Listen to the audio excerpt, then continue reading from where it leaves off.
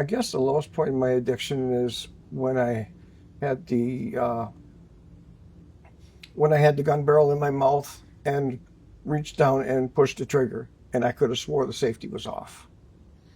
And I know I could never do that again. Welcome to another edition of Recovery Happens. I'm Patrick Patterson, Executive Director of BW Rock. Today we have Dan, who's here to offer hope and encourage recovery. My life growing up as a child wasn't difficult. It was in the 50s.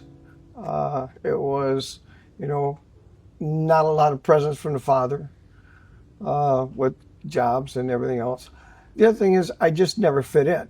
I didn't seem to fit in with the neighborhood or with the schools or even with my own brothers. But it was life. We played baseball. We did all the things that normal kids do.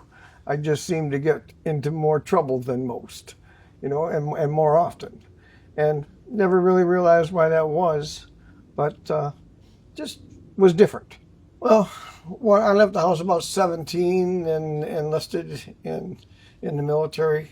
I enlisted in the Air Force just at the tail end of the Vietnam crisis, and was stationed in Southeast Asia. That's where my 21st birthday was. So I was young and erratic and crazy, and it just seemed to fit in there. I realized I had a problem with the drugs and alcohol when I was in Southeast Asia. I didn't do anything about it because at that point in time I fit in with everybody else that I was working with, that it was in my squadron. So, but when I got back to the States, it started giving me a problem. I would I would make sergeant and then I would lose a stripe, and then I would make sergeant and then I would lose a stripe. Why would you lose a stripe? Because I was radical and disobedient, belligerent.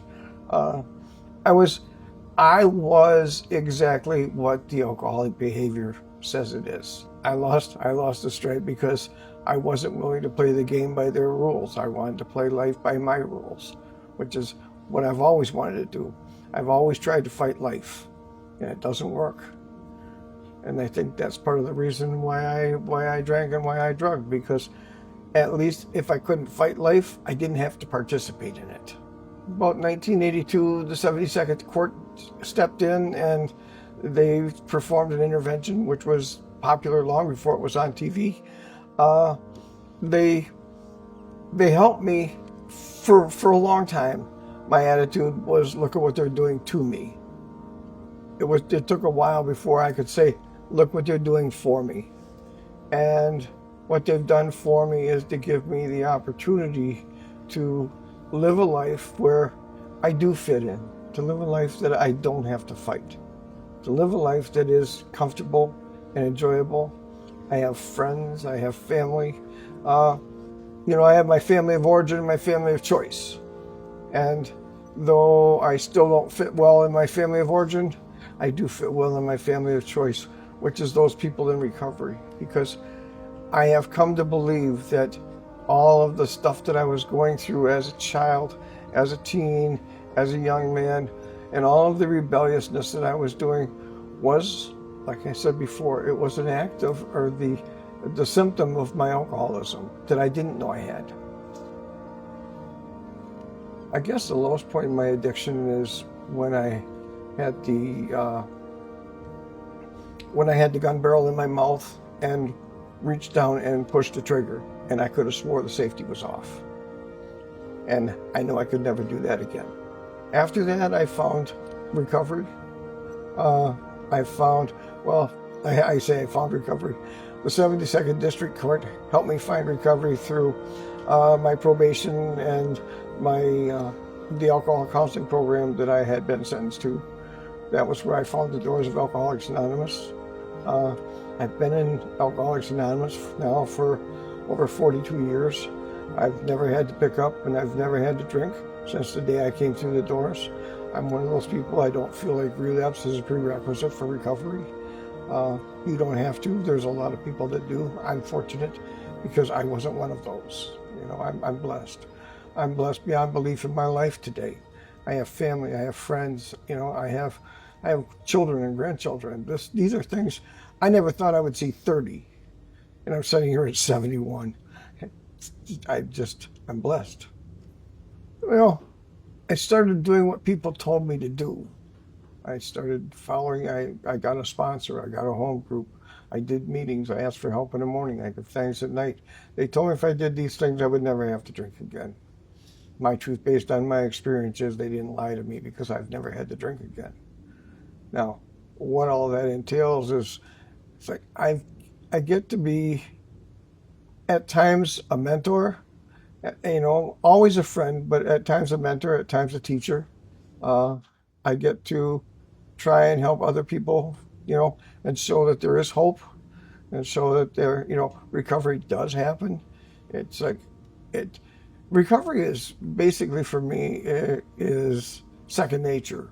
It's like I do the things that I am supposed to do, the things that are in front of me to do, and my recovery takes care of itself.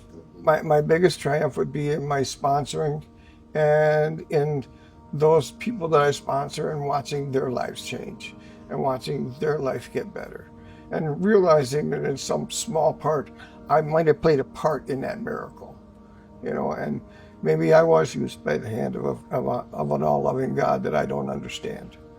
But what I do know is that life is better today than it's ever been. As a younger child, I would just tell myself that it's okay. It will always be okay.